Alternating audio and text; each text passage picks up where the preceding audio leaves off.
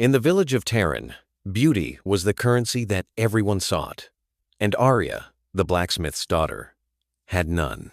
She towered over the other girls, her muscles hardened by years of working with steel. The villagers often whispered about her, calling her the forge beast, due to her strong frame and hands rough from hammering iron.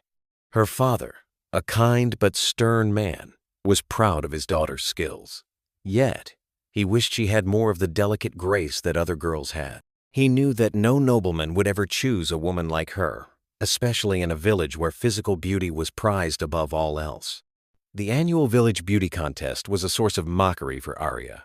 She was always left out, her efforts to blend in with the other girls dismissed. The prince, who came to watch every year, never even glanced at her. Aria didn't mind, but the isolation stung. She had never wanted to be noticed for her looks. Instead, she desired respect for her abilities. However, in a world that judged her by her appearance, Aria couldn't help but wonder if she'd ever be seen for who she truly was. The day of the annual village festival arrived, and Taran's town square was alive with color and noise. Stalls filled with food, games, and music lined the streets. The villagers wore their best clothes, and for the first time in a long while, Aria felt the pressure to blend in. Her father had given her a beautiful dress to wear, though it was nothing compared to the flowing gowns the other girls wore. She felt awkward in it, her strong arms and shoulders out of place beneath the soft fabric. As she walked through the crowd, the whispers started mocking and cruel. "Look at her, the forge beast, trying to fit in with us," one girl whispered. Aria tried to ignore the comments, her heart heavy with the weight of the judgment. The prince, as always, stood near the center of the crowd, his gaze sweeping over the girls. He barely acknowledged her, a fact that stung more than she cared to admit. She couldn't help but long for the approval of others, though she knew it was a fleeting desire. Her skills in the forge were unmatched, but it seemed no one cared for her beyond the strength in her hands. As the festival continued, Aria's discomfort grew. She watched the other girls laughing, dancing, and catching the prince's eye. His gaze never wandered in her direction, and it hurt more than she cared to admit. She didn't belong in their world of beauty and grace. Then, to her surprise, the prince walked toward her. The crowd parted as he approached, and Aria stood frozen, her hands instinctively gripping the edges of her dress. The prince stopped in front of her, his expression unreadable. "I've heard of your work in the forge," he said, his voice smooth. "Some say you're the best blacksmith in the village." Aria nodded, unsure of where this was going. "I try my best, Your Highness." He smiled, though it didn't reach his eyes. "I've always wondered if your strength can match your skill. Would you join me in a challenge? A test of your abilities?" The crowd murmured in excitement. Aria felt the weight of their eyes on her, but she couldn't refuse. This was her chance to prove herself, not as a beauty, but as the skilled blacksmith she truly was. The prince led Aria to the center of the festival grounds, where a large pile of metal ingots had been set up. The challenge was simple. She had to forge a piece of armor in a set amount of time. The villagers gathered around, eager to see how the forge beast would fare. Aria stepped up to the forge, fire roaring in front of her. The tools felt familiar in her hands, but the weight of the prince's challenge and the eyes of the crowd made her heart race. The pressure was overwhelming, but she knew this was her moment.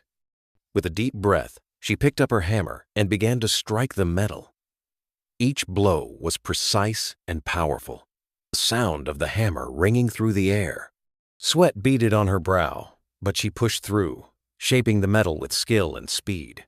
The villagers watched in awe as the armor began to take shape. The prince's expression shifted from indifference to surprise. Aria wasn't just strong, she was gifted. She could feel the shift in the crowd's attitude, and for the first time, she felt something like pride. She wasn't just a forge beast anymore. As Aria's armor began to take shape, the prince looked on with an unexpected hint of respect. However, he wasn't the only one who had been watching her work. From the edge of the crowd, another figure stepped forward. Lucas, the village blacksmith's son. He was younger, with a smoother, more delicate touch, and had always been favored by the village for his refined approach to the craft.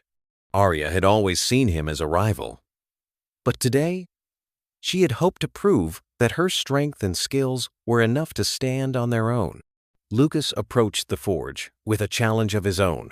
"Let me show you how it's done," he said with a smug grin, stepping up to the pile of metal next to hers. For a moment, Aria's heart sank. She knew how fast Lucas could work, but she also knew he couldn't match her raw strength. The crowd looked between the two blacksmiths, unsure of who to favor. Aria steadied herself and focused. She would prove that her talent wasn't just about strength, it was about skill, precision, and heart. The challenge continued, and as the time ticked down, Aria could see Lucas struggling. His armor was delicate, beautiful even, but it lacked the resilience that hers had. Her piece was coming together, strong and unyielding, a testament to her grit. The crowd began to murmur among themselves, clearly impressed by her work. Aria could feel the tension in the air, and when the bell rang to signal the end of the challenge, both pieces of armor were presented to the prince. Lucas's armor was flawless, but it lacked the strength needed for battle. Aria's, however, was imperfect in some places, but could withstand the hardest blows. The prince examined both pieces carefully. "Both pieces are impressive," he said, looking from Aria to Lucas. "But there is something about this one," he pointed to Aria's armor, "that speaks of true strength. This is the armor that will protect." Aria's heart swelled with pride. For once, she had been judged for what she could do, not how she looked. The crowd erupted in applause, and Lucas stepped back, his pride bruised. Aria didn't care. After the festival, Aria's life took an unexpected turn. The prince, now genuinely impressed with her skills, summoned her to the royal palace. It was an honor, but it also filled her with nerves. What did the prince want from her?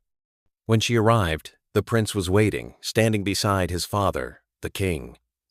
The king smiled warmly at Aria, something that had never happened in her life.